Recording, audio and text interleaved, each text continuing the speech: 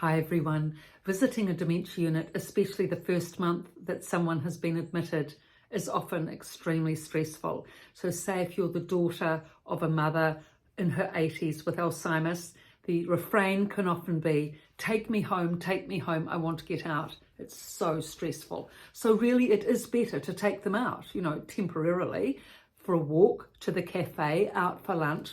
And then she has a chance of being able to assimilate that stress, work through that stress, discuss things with you, which is going to be much nicer in a cafe having a cup of coffee. She's far less likely to shout out, I want to go home there, than she is in the dementia unit. So it makes for a better visit all round for you and less stressful in the long run, less stressful for both parties actually. So if you can put the time and effort into this, it really is worth it in the long run for the person to settle.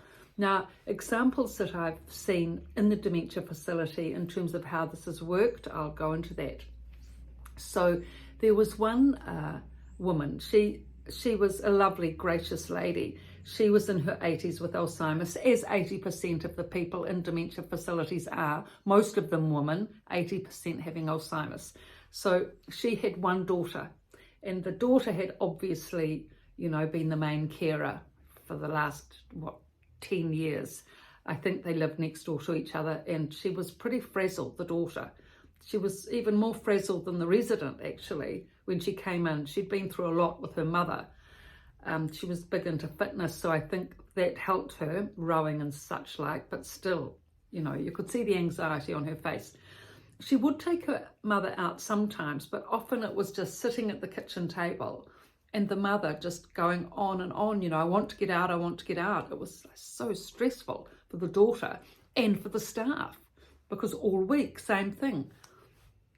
The lady was, at the front desk calling out all week. It's so difficult. It's so hard.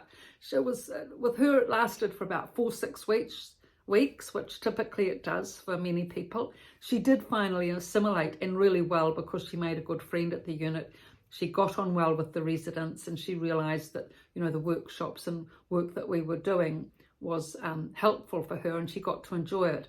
But I think, if she'd been able to get out a bit more, I think it would have helped her. And sometimes the staff encourage relatives to keep the person at the unit, saying it will be unsettling if they go out. But my experience is that for those people that can get out, especially at the starting point, it's helpful.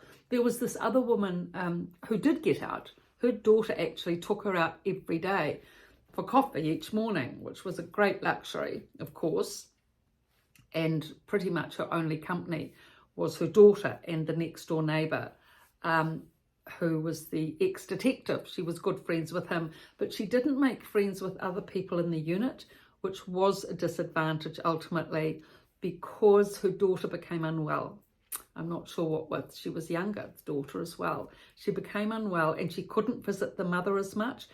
And the mother was so bereft, and she became quite bitter, resentful, and, sort of sarcastic actually with the other residents, downing everyone, which wasn't her personality. It could well have been dementia, but I think really it was because she was embittered that she wasn't going out. So that's why it's important to support, to visit, especially in that first 1 to 3 months, but at the same time encourage assimilation of the person in with the group, in with the community, because ultimately that is going to be their world, isn't it? Their home. So they need to be able to integrate into that, because you as a relative, there's no way that you can provide full support in terms of socialization.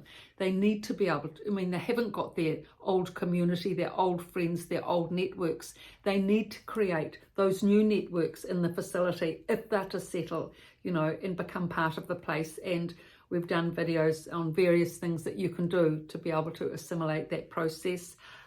Joining in some of the activities, coming for some of the meals, are some of the ways of being able to do that. So this is ways that can help reduce stress, being practical and taking your mother out, and then just ease out of it in time. you may well find that she's just as happy for you to have a cup of tea with her at the unit rather than going out for coffee. And if that's the case, great. You know, that saves you the time and effort going out for coffee with her, unless you'd like to, unless you enjoy it too and you've got the time and she'd like to, that's great. But you don't have to necessarily make a big effort to do that if she's just as happy staying at the unit. And that is often what happens once they relax, once they make, you know, they're settled in their room, they've made friends, they're warm, they're comfortable, they know the staff. Look, it's better socialisation often than what they had at home, at their own home. If they're on a farm stuck out somewhere and no one around, no neighbours, been there all their life and their husbands died and now they're on their own, what life's that? They've got nothing except their cat, you know, which is commonplace for a lot of these rural women in South Island and dementia facilities. So once they go to dementia facilities and have warmth and comfort and food and next door neighbours, they can actually perk up. They can perk up some of the time, you know, and this is the positive side of being in a dementia unit. But still, you know, there's a big range, isn't it? I mean, dementia is an umbrella term for a range of conditions, Alzheimer's being the main diagnosis, but there's so many symptoms, so many side effects, so many aspects, everyone's different, and you just need to take, you know, it day by day. Yeah, that's the best thing, you know. Don't fear the future, don't worry about all the pain and problems of the past, of which no doubt there were many, for all of us indeed there are. Keep present, keep positive, keep focused, and practical. You know, if we're practical, you know, all our energy goes into doing what we're doing that's practical and helpful, like taking them out for a walk or going for coffee. So that's really a very good way of being able to get the mind disciplined enough to focus on something practical and positive at hand. And, you know, it allays all the negativity, which is what we want. We don't want negativity. Negativity drains and drags us back, you know. It's a terrible emotion. And even though people may say, oh, well, it's reality, well, it's a negative reality. It never did anyone any good being negative. It just drags you down and makes you feel terrible. So even if positivity is difficult, even if it's difficult to be positive, of course, if you're exhausted and you've been through so much, oh, very difficult.